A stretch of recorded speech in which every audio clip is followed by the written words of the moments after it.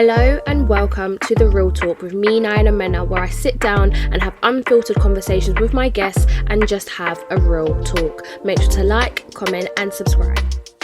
I was headbanging. Oh. she really said, get out of here. Hello and welcome to The Real Talk with me, your host, Nayana Mena. As International Women's Day is fast approaching and so is Mother's Day, and it's a time where we celebrate and highlight the achievements of women all around the globe, I thought it's only right that I sit down, have a little chit chat with someone, the woman that means the most to me in my life, and that is my mum. So mum, introduce yourself, say hi, say your name and just a bit about you, and then we'll just dive right into the chat. Before we start, actually, make sure to like, comment and subscribe, because I know you're watching this. Don't be a hater. Like, comment and subscribe. And yeah, without further ado, mum, introduce yourself. Okay, so my name is Sharon Mena. I'm 56 years old. Doesn't she look fabulous, guys? And I live in East London. Yeah, okay, cool. All right, perfect. So let's dive right into this. I'm going to start off by asking you a bit about your childhood, because we all know that, you know, when you're childhood, that's when things are instilled into you that remains with you for your whole life. That's when you learn your morals, that's when you learn your manners, that's when you learn basically what makes you, you. So I would like to start with a bit about your childhood.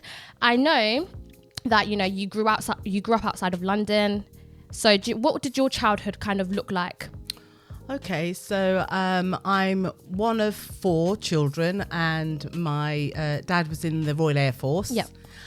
So we were all born in Wolverhampton, okay. Midlands. However, didn't live there because we're sort of scooting around the UK and overseas due to my dad's work. Yep. So I'd say it's quite exciting. Yeah. I have now, but as a child, I hadn't lived anywhere for longer than sort of 2 to 3 years at a time. Right. So I can imagine you had to adjust quite a lot when you were. Yeah, absolutely. But I think that's where the excitement comes from, because there was always new things, new people to meet, new places to go. Yeah. So what type of places did you go to? Obviously I know, but for the people watching, what kind of places did you go as a Royal Air Force kid? Okay, so within the UK, I've been from top to bottom, really. So Southampton, and then as far up as sort of Barnsley and Cumbria, Nottingham, just outside Wolves we were as well. Sort of East Anglia, so Ely, Cambridge way as well. Okay, cool. And then overseas, had postings in both Germany and Cyprus. Yeah. So again, exciting. Got sort of the travel bug. Do you feel like you've kind of like learned any languages from that, from traveling abroad and meeting new people? Has that given you any experiences that I obviously don't have growing up in East London?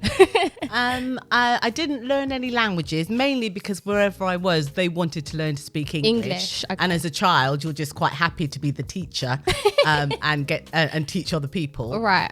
So yeah, I've got some basic languages. Yeah. But I think the most important thing that I got from traveling around is just the fact that I can speak and converse and build a conversation with anyone. Absolutely anybody. Yeah, I love that because I feel like today in society people kind of just stick to who they know, so that's a good trait that you have, that you're absolutely. I mean, I'll be at a bus stop and I'm the person that will be speaking to the people stood beside me. I just can't help myself. I like to introduce myself. I'm used to doing it. Okay, cool, perfect. I kind of want to dive into, obviously you're a black woman, a proud black woman, and you kind of did grow up in an area that was predominantly white. So did you feel any sort of disadvantage with that, growing up in an area that was predominantly white as a black woman in the times of the 70s and the 80s? Because or not really? I think as a child, I most probably didn't feel or know that it was disadvantaged because it was only what I knew. Yeah, so you're used to it, right? But I am of the sort of, I've lived in a country village where we were the only black family that lived in that area. Right. So everybody knew us for that. So I don't know whether you want to call that fame. Not fame. I'll give you an example of when I do believe that there may have been some sort of disadvantage. Okay, go ahead, or the fact. So I don't want to give too much information away, but living in East Anglia, a very small village, and there was one tourist shop which used to sell all the souvenirs and things like that. Like people coming and visiting, right? And I remember, young kid out with my sister all the time. We're really, really close. And, just hanging around the town like you do when you're young. And then we got home, and then very shortly after that, there was a knock at the door. From who? The police. Oh, look at that. Look at that. You troublemaker. No, absolutely not. Right. So they'd knocked on the door because they'd had, somebody call through to say that there had been 2 black girls in the tourist shop. And they've stolen something, obviously. Something had gone missing. And they assumed that it was... Yeah, absolutely. So that's just an example. Obviously, it wasn't us, and we didn't get into trouble. But I think perhaps that was the first time that I thought, why would they come to me? What's the unfairness of this? Yeah, like there's so many people in the village, and why did they come to our house, kind of thing? Yeah. Right. Yeah. So do you feel like that was mainly because, you like you said, it was a small village, everyone knew each other, and they knew that you was the only black people, and they assumed that it would have been you because maybe the person who took something was black, or they just assumed that there's negative connotations with being black, and that if anyone was going to steal, it must be the black family. Do you feel like that was the case? Yeah, potentially. Yeah. Yeah. But I really do think that was the first time I thought, this is really unfair. This is where I live, and this is, I've been up that town many a time. And why the unfairness of thinking, because it was 2 people, that it would be me and my sister. And I'm so honest that really sort of cut me a little bit. Yeah, I can imagine. And then growing up in a predominantly white area, you won't have experienced this at all. Yeah. But truthfully, as for sort of hair products, I was just about to touch on that. We just couldn't get them.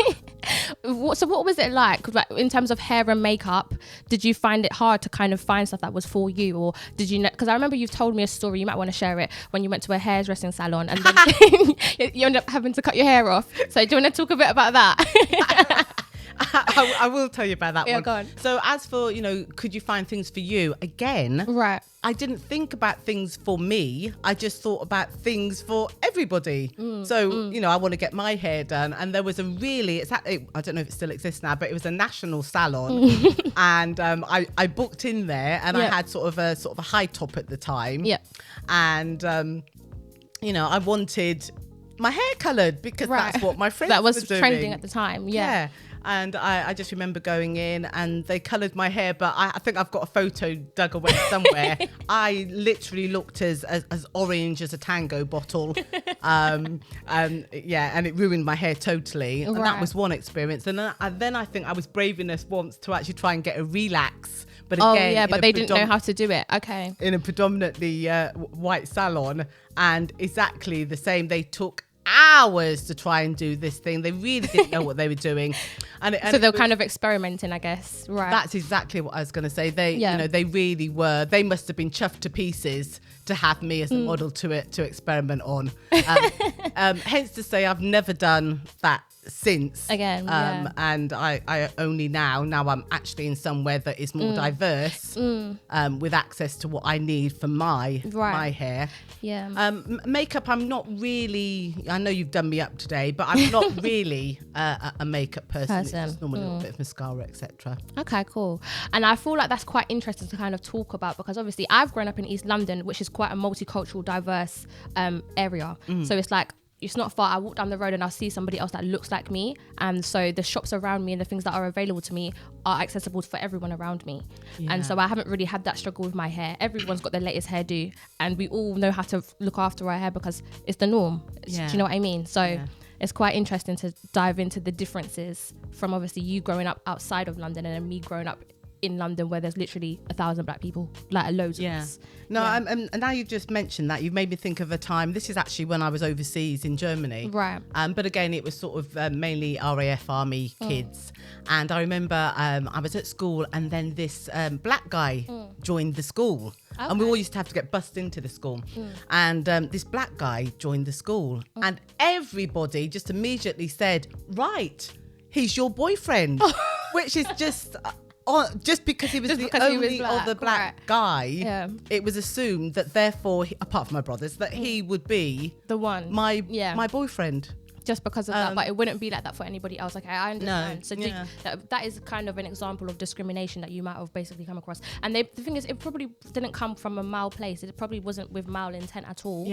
But it's interesting. I mean, I'm not sure if this is the way that you wanted this to go, but you've got me thinking now.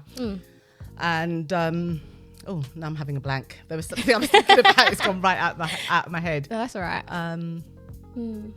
No, you have to Never carry mind. on. Okay, Yeah. cool. No problem. So on the kind of topic of where we're from and where we grew up, I wanted to kind of dive into like our heritage. So we are of Caribbean heritage. We are very proud of that. Yeah. But obviously, we just kind of discussed, we've had a difference in upbringing, because obviously you grew up outside of London where, you know, you didn't see people that looked like you, or maybe that were from the same heritage as you are. Yeah. So how did that kind of impact you? Do you feel like you're kind of, detached from your heritage as a Caribbean, Jamaican, Guyanan woman? Okay, I don't know if I should share this because it's going to be on screen forever. But I, as a This child, is an open, safe space. as a child growing up, I went to the local youth club, and the music that was played there was predominantly white music. So what is white music? Because I feel like that's another thing that I kind of want to dive into. What is typically white music for people? Well, if I say to you, I was headbanging. Oh. she really said, we out here. So that's what I'm saying, but that's all I knew. I did what... Because that's what everybody was around you, yes. Around popular me. culture, yeah. So it makes me laugh now. I wish my sister was here at the time, because it's just like, I've always said this, I can't dance to reggae. I don't, You don't know how to, yeah. I wasn't around people that dance like that. I'm more I'm more like bopping to side. Right. So it does, where you're brought up does have it does set what you know, and what what's normal for you as such. Yeah. So I do remember when I first moved to London, which was when I was about 30. It was just like getting off a plane in Jamaica or somewhere, because finally there was just, a mass of people that looked like me. So then you kind of felt like normal kind of vibes. Yeah. Right. Yeah. Much happier just to have people that you can relate to, if that makes sense. But even then, I kind of want to talk about that as well, because even when I've gone back to Jamaica, this was obviously when I was younger, but I got called a foreigner. So it's quite funny, like here we're foreigners, but when we go back home, because obviously you're first generation here, I'm second generation here. So obviously we've both been born here in Britain. So we're Black British. Yeah. It's kind of odd. It's like, where do we kind of fit in this kind of society? Because when we go back home, we're not Jamaican, are we? Well, no. We are, but I don't even think you need to go as far away as that, because I remember when I first came to London. Yep. And tell us about when you first came to London. I was in my mid, sort of 30. Right. Yeah. Early 30s. Yeah. You start get closer to my brothers and sisters had moved over, so I was like, I need to be close to them. We are very close. Yep. And I remember when I first started going out, and I would chat to people, and they were just like, "You're so country." So even within the UK, going to a slightly different place, I'm sure it's not the same now. Right. But for me, because this was a different time I as did well, feel slightly different. Okay. Yeah. But you haven't let that stop you, though, have you? Like, absolutely you've taken not. London by your storm, like you just said. She's from East London now, absolutely not. If anything, I think it's the fact that I know a lot more and I've met different people actually makes me really versatile and really adaptable. Right. So so you know how to kind of adapt to different scenarios with different people because you've had that experience. Right. And that's what I said at the beginning. I find it very, very easy to build up a rapport or conversation with somebody, whoever they are, whatever race they are, or religion or ethnicity or anything, because you've had to do that growing up. Okay, that's a brilliant skill to have, and I feel like it's good that you're open-minded like that, because I feel like that's one of the biggest downfalls of Britain. Yes, I will say that. I feel like people just like to stick in their communities and just leave it like that. The way we need to move forward as a society is, you need to come out of your comfort zone, speak to people you've never spoken to before. What's the harm, And that's the way we're going to move forward positively, I think. But it's good that you have that skill, I would say. So now, obviously, we've spoken a bit about your childhood, your heritage, all of that stuff. Now let's dive into your first job. What was your first job like? And obviously, Right. Well, I was still out in the sticks, as we'd call it, when I finished my education. Had just moved back from Germany and sort of did my, what were at the time CSE, so my last year of secondary school. Didn't do as well as I thought I would do, Potentially because of moving into the last year of a new school. Right, so you had to new keep moving and yeah. Okay. But I did do enough to go to sixth form. But again, the sixth form was out in the countryside. So sixth form, and a smile comes on my face when I think about that, because that was just 2 years of pure pleasure. So did you actually study at any point? Not really. It was very, very, very good socialising wise. Okay. But again, a difference that you won't have experienced. I had been working Saturday jobs and part-time jobs since the age of about 15. Yeah, that's not normal now in London at all. Yeah. So my whole of my sixth form, I was working. Okay. If that makes sense. So good time. Did 3 A-levels. Did 3 A-levels. I'm scared.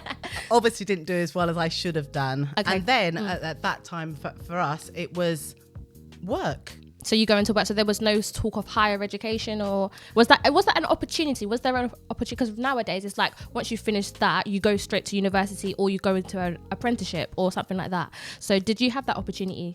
Very, very, very different, I'd say, about 30 years ago, because I had a lot of friends who didn't even finish the last year of secondary school because they either went to work on the farm. The farm. Okay. Yeah, went to work on the farm. I was in the countryside. Oh, yeah. So they went to work on the farm. They went to work in a parent or a family shop. The big thing that happened in my time was people signed up for the army. The army. So a whole, okay. A whole heap of boys joined up for the army. So was that just boys, or was it women as well that were able No, it to was join? boys. Mainly It boys. was just, this is what you do. Okay. So a lot of people left at the last year or before the last year of secondary school. To join the army? Yeah, to join the army, to start a hairdressing apprenticeship. Okay. Apprenticeships were big to start an apprenticeship, to work in their parents'... Like family stores, family businesses. Okay. Yeah. So that was for secondary school. And then... sixth form, you asked if there were opportunities. There were for some. Don't know how to put this really. There were for some, but there weren't necessarily for me. Okay. Just because I needed to look after myself. So work was expected, really. Right. Okay. So I did manage to. I had one careers conversation, and again I think that's like a careers advisor from your school, or was it inside your school? Yeah, it was. Okay. But I wouldn't call them a careers advisor. It was the lady that sat down and said, what do you want to do? Right. And what did you answer with? Sorry? What did you answer with when she asked you that question? What did you say you wanted to do? Right, because I'd travelled a lot and I was so used to getting on a plane, I said I wanted to be an air hostess. Right, okay, cool. Well, I would have said that was cool, but all she said to me is, that's not a job, you can't do that. So she actually said that out of her words. She was like, that's not a career that you can actually go into. Yeah. What a horrible thing to say.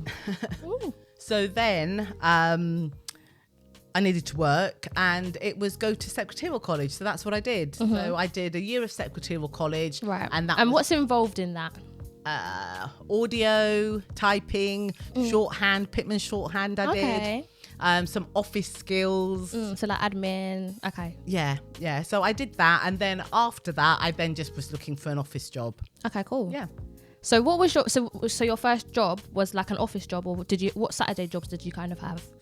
Saturday jobs, I've done everything retail wise. So worked in Littlewoods, worked in the Co-op, worked in a fashion retailer called Snob, worked at Pizza Hut. Done it all. And then my first full-time job where I got money and thought I was was working at a science park. Okay. And that was working for, I don't know what they did actually. I think they sort of still did research and development, but I actually went into the sales team. Okay. And I was doing all the administration. So you started off in sales? Oh, admin within sales. I was doing admin within sales, yeah. Okay, perfect. So when did you because obviously now you're working in the education sector, I would say. So when did you kind of decide that this is what I want, the field that I want to go into? How did you go from doing admin work and secretarial work into going into education? What was that route like for you? You call it a route, it's just what happened. Okay, so that's what I'm saying. What happened. Didn't really plan my career at all. Okay. So did the admin, got loads of jobs and moved in lots of jobs because that's me. I'm used to moving. Yep. Just gained experience on the systems and the IT, etc. Yep. So all the time before I moved into London, I was just doing admin. I'm just trying to make sure that I'm saying the right thing here. Just various different administrative jobs. Yeah. I think I'd sort of gone into sort of human resources as an administrator prior to coming to London. And then when I came to London, I got a job, I think it was Liverpool Street, working for an organisation. And I was a human resources administrator. Okay, so you kind of went into HR and then... Yeah. Okay. Yeah. So HR, that sort of happened for a few years. Did my qualifications, so got my CIPD, which I have to admit, I did that totally... flexible learning, so I remember sitting in bed and getting on with my assignments. So you did this while you had already had kids and stuff like that? No, it was before. Okay. Yeah, had got that before you guys. Yeah. Oh, okay. So yeah. So HR, but I think at the time I started working more on the training side of HR. Okay. Again, just as an administrator, but that was the first point I think I hit you actually training. Sort of, yeah. And then.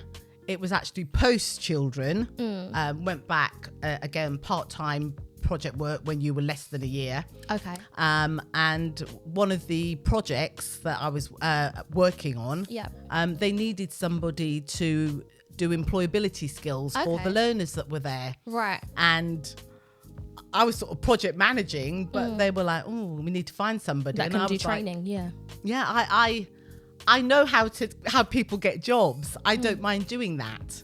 Okay. So that was actually how I got into training. Sort of education and training. Yeah. Okay. Yeah.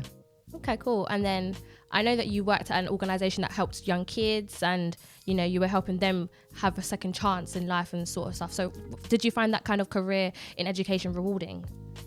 Yes, which is why I'm still in it. So I work for a training provider that predominantly dealt with NEET, so that's young people that weren't in employment or training. Use that word disadvantaged.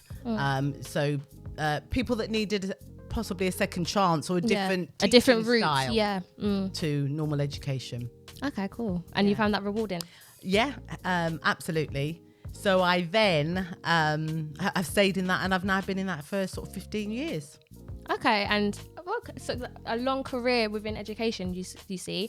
And I know that recently you've just said that you're going to start doing a few more courses. So at the age of 56, you're already you are in your career, you're on a good salary, but you're still doing courses. So why is it that you feel like you need to learn more for the people watching?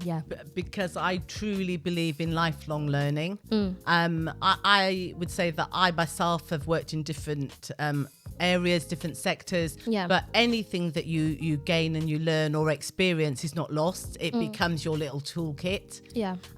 We're definitely going to be working much longer than we've ever done. I see myself working mainly to pay the mortgage until I'm at least 70 or 75 if I'm allowed to. So you're not allowed to retire until then? You can retire when you like if you've got the money. If you've got the money, it. okay, cool. All right then. But yeah, so I see myself working for a long time. And for me, it isn't just about money. It's about purpose and supporting other people. Exactly.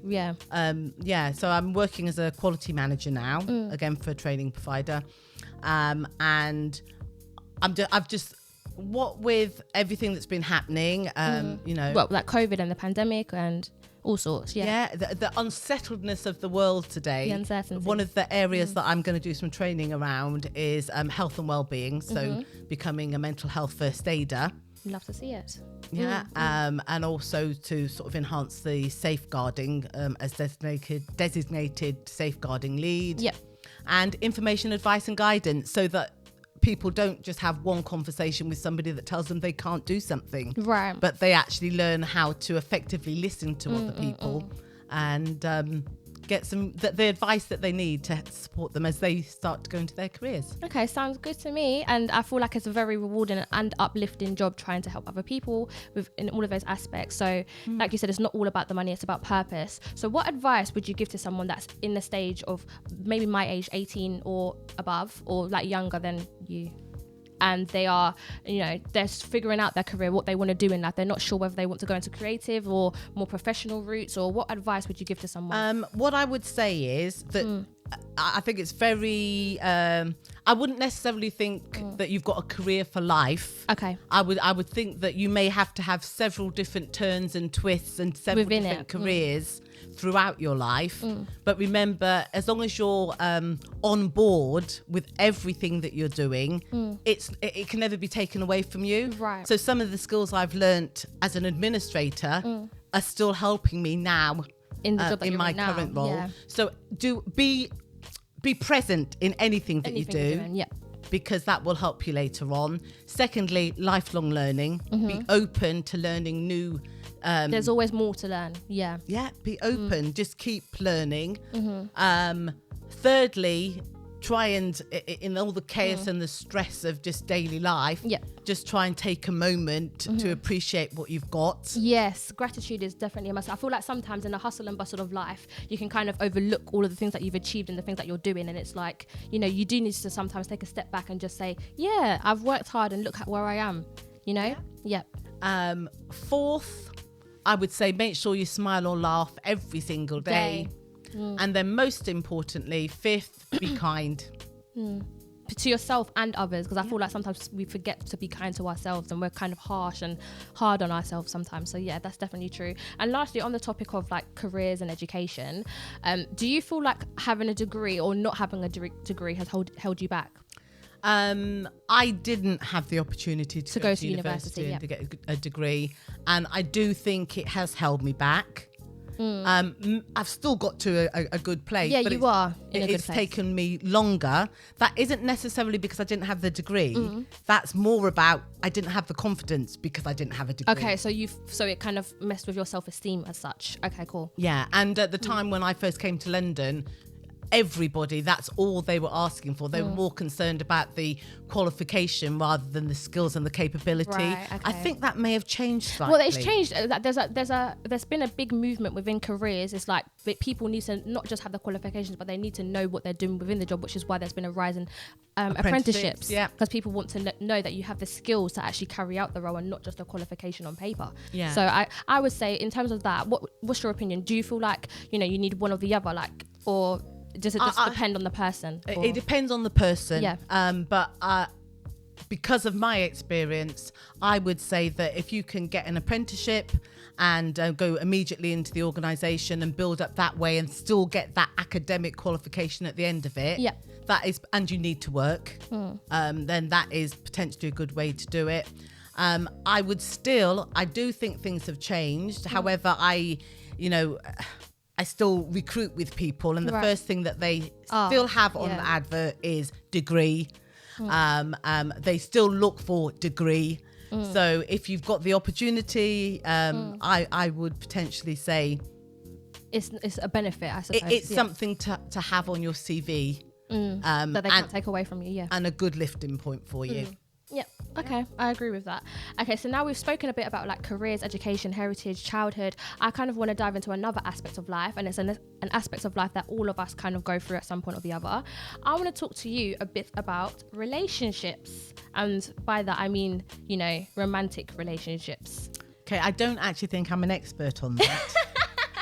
Neither am I. But we're here to shed some light on your life. Okay. So I know that you said that you had your first serious relationship at 18 years old, and I kind of just wanted to ask you, do you feel like people should wait to have a long-term career before settling down, or to have a long-term relationship? Sorry, because obviously you started dating at 18. So that's really difficult to answer because it really, really depends on the person. On the person. So I'm just thinking of experience. I remember you coming home from school once and telling me that somebody had left. They were pregnant, and I believe that they're now married. They're in a committed relationship. Yeah. That's all they wanted from life, and they're happy and content. Yeah. So they did that way earlier than potentially other people. But they were happy with that. Yeah. Yeah, it's what makes you happy. So for me, I don't think I thought about it. Like you say, I did have a very long-term first relationship, which was 18 to 30. How many years is that? I don't know. I'm not very good at math. You weren't that. So 18 to 30, and that was with the same person. Very, very happy. But actually got to the 30 mark and thought, is this what I want for the rest of my life? Yeah. And that's at the stage where I then packed the car and came into London. Yeah. So you just can't say, and that guy, he showed me what a good relationship looks like. Yeah. Yeah, absolutely. So, yeah. And then, had, several years of thinking I'd missed out from my sort of teens. Oh, because you just came out of a long-term committed relationship. Okay. Which I think everybody needs to do. So whether you do that before you get in a long-term relationship or... You kind of need to experiment and just be single and enjoy being single for a period of time. Yeah. Okay. All right. What else do you need to know? A few things, actually. So obviously I know that you met my dad. I know you guys are divorced now, but you met my dad and you married him while you was on holiday in Dominican Republic, guys. So that's in the Caribbean. And so I kind of wanted to ask you, do you feel like people kind of need to look further afield when they're looking for love? Because I feel like in my time it's like, you date people that are living in your area, in your postcode sort of thing. So should people look further afield when looking for relationships and love? I don't know, because you keep using the word when looking. Right. I don't think I was looking. And I'm not sure that anybody is necessarily looking when they find the person that they're going to partner up with. It seems to happen by accident. So, you're doing your own thing and then it just happens. So, yeah. Okay. And that, I think, is the key, Nayana. It's that if you're getting on with your life and doing what you need to do to make you happy, anything else that comes into your life is a bonus at that time. Right. Okay. Yeah. I definitely can say if you are looking for love, you will not find it. Okay. So, you'll find it, but it might not be necessarily the right person because you're just out there looking, sort of thing. Yeah. I think I'm thinking about all the people I know, they've met their partners when they weren't expecting to meet their partners. Okay, so when it was least expected and they were just getting on with their life and then they just happened to meet the person. Okay, that's quite interesting. So as I mentioned previously, I know that you and obviously my dad are divorced now. Yeah. So you became a single parent and you've kind of had to raise me and my brother basically on your own. So what kind of struggles came of being a single parent, and in the dating world, did you feel any disadvantages as dating as a single mum? I really didn't do it. That is the disadvantage, right? Because I didn't have sort of a bigger network around me, so and I needed to work full time, and in permanent roles. So I really, that partnerships and relationships went on the back burner for quite a long period of time, if that makes sense. So disadvantages, I rarely have taken yourself and Maxine to school or picked you up from school. Yeah. I had to change certain roles and careers, even when getting promoted in a job, because I couldn't, because of childminding restrictions. Yeah, so I just couldn't get somewhere in the time that I had to you had to do those things. Yeah. The flexibility that's come about post-COVID was not there for me. I think about that now, and that would have made that totally different. Bringing yourself and Maxime up, because working from home wasn't an option back then. No flexibility of start and end times. That would have just been cooler. A different experience. So disadvantages. I mean, it's just nice sometimes, isn't it, to have another person to share everything with, and that doesn't necessarily but do you feel like, one question I do want to ask is, do you feel like, like you said, you're not looking for love, but do you feel like you need to be in love to be happy in life, or no? No. That's easy. No. Okay, cool. Absolutely not. Or be in love with yourself, maybe. Yeah, love yourself first, and then everything else comes as a benefit, like you said, afterwards. Okay, cool. And so I'm going to kind of close up soon, but just lastly, I wanted to ask a few questions about religion. Obviously, you brought me and my brother up in church, and then we kind of stopped going for a period of time. So when did you kind of find your relationship with Christ yourself? I'm going to share when I stopped going, and one of the reasons I stopped going is when I had my divorce. In hindsight, I just needed to find another church, but at the time I actually felt very judged by the people within the church. Okay. And then obviously, as I've said, I've just been busy bringing you up. So to work full time, do all the shopping, get you and guys out to the gym for your swimming lessons for 5 years at a time, and gymnastics and judo and karate and everything that I was trying to give you because I wasn't around between Monday to Friday. Yeah. That didn't leave a lot of time then to spend half a day in a church environment. Right. I did try it, but then coming back with yourselves and being quite young to then have to cook a full Sunday dinner, do the washing, do the ironing. It was a lot, yeah. It was a lot. Okay, but do you feel like you still have a relationship with Christ even though you kind of stopped going to church? I've got a much stronger relationship with God. And believe it or not, Nayana, it was you introducing me to technology and the YouVersion app. Yep. And from that, I found a one-to-one conversation that I have with God all of the time. Yeah. And like reading Bible plans and stuff. So lastly, on the topic of religion, do you feel that you need to go to a church environment to know God? No. When I say no, I mean no. Whenever I say no, I absolutely don't think you need to. Yeah. Yes, I mean I watch you and your friendship groups and your church groups, etc. And you have got that wider family community, that unit, the fellowship, which is perfect.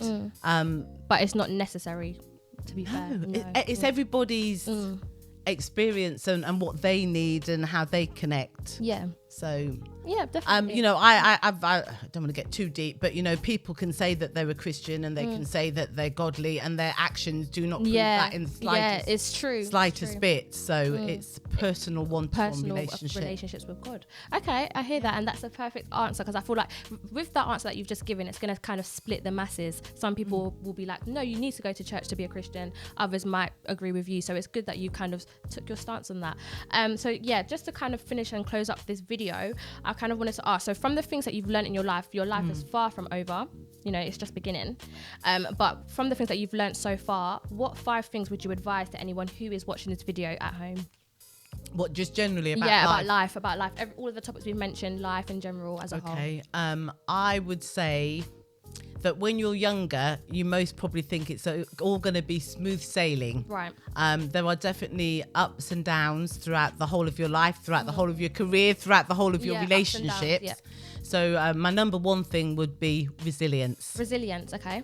So what does resilience look like to you? Picking yourself up.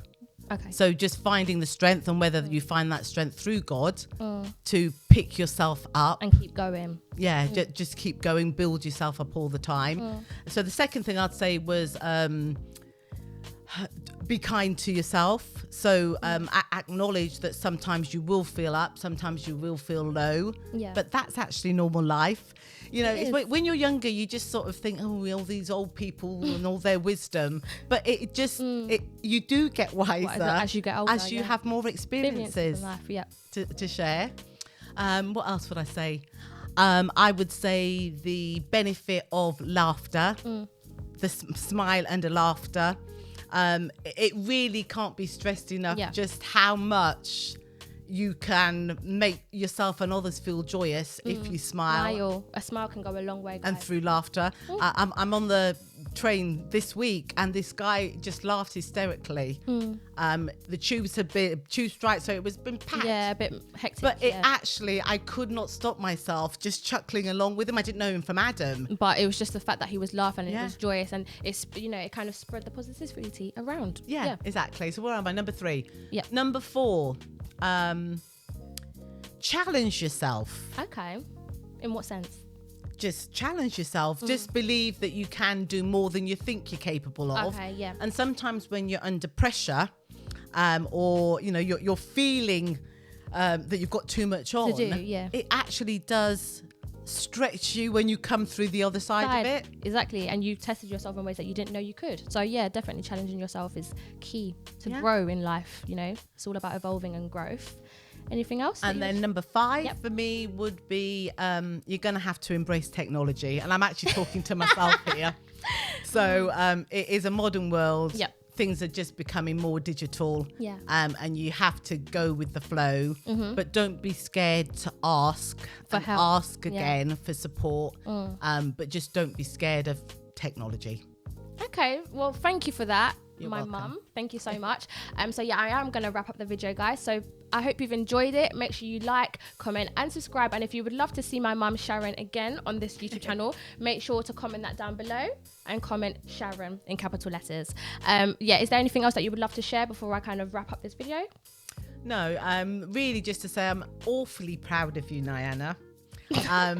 Just in that you have already started to show resilience and entrepreneurial abilities, and at the same time remain a kind and thoughtful person that encourages others.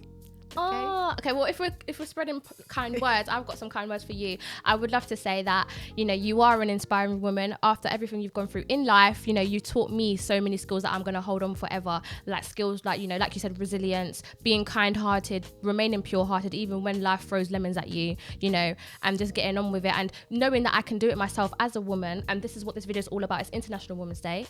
And it's about knowing that as a woman, you're strong and you're powerful to do it yourself. And that's why I wanted to bring my mum on this channel in the first place, was I feel like she's a good example of, you know, she's done it by herself and look where she is and she's happy. Yep. So yeah, I just wanted to bring her on for that reason. But like I said, guys, make sure to like, comment and subscribe. If you'd like to see her again, comment that down below. And thank you for watching the first episode of Real Talk with me, your host, Nayana Mena. I hope you've enjoyed and thank you for watching.